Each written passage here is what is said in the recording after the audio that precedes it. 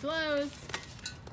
It's Laura Eubanks of Design for Serenity with your succulent tip of the day and day 2/3 in Chula Vista. Day 2 on Thursday was kind of a nothing burger because our rock delivery was delayed. So I ended up having to send everybody home. There wasn't much to see. But we have made up for it today in day 3. We got our boulders. We've got them staged. We've established our pathways. We've got our foundation plants mostly in. Look at our beautiful piece of driftwood from Seafoam Driftwood. Isn't that so spectacular? Fall in love with that. And our Aleuautia procera. This is the client's favorite plant, and it is magnificent. It's got to be at least 15 feet tall, I think. Awesome. Look at all the plants that we have burned through already. And we're not done. I have staged things. Remember, my process is to do my foundations first, the bigger things first. Then I start filling in with smaller things. After we get our large plants installed, then I start filling in with the smaller 5-gallon specimens. Then I'm going to work in my tapestry plants after that. So this is about layer 1.5 of 3 layers of total work. There's going to be, in addition to all of this, tapestry work and top dressing rock and ribbon. So it's going to be extraordinary when we get done. We anticipate another 2 to 3 days because we also have to work flagstone in. You can kind of see here where we've established a pathway. As you know, I make sure that you can get through your garden and not just stand at the edge in, but get into it. So this pathway will extend all the way to the back gate.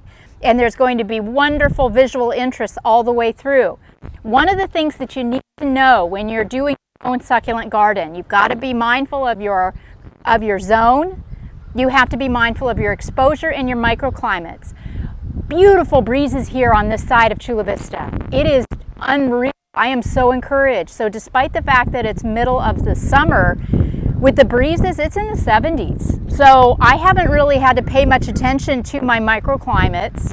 And I really am not going to have to pay attention even to what type of plants I use. I think I'm going to be pretty much able to even work soft tapestry things in, despite the fact that this pretty much is a full sun exposure garden. Greg is in the process of installing a valve.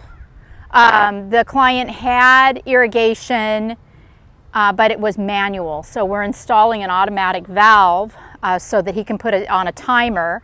This garden will be watered via drip, and it will be set to go off for approximately 15 to 20 minutes once a week. This is 8.5 yards of soil too in this little garden space. I know you can't really see the mounds, but this is probably 350 to 400, maybe 500 square feet of space altogether. And we're cutting it up with walk paths, and still we pulled in 8.5 yards.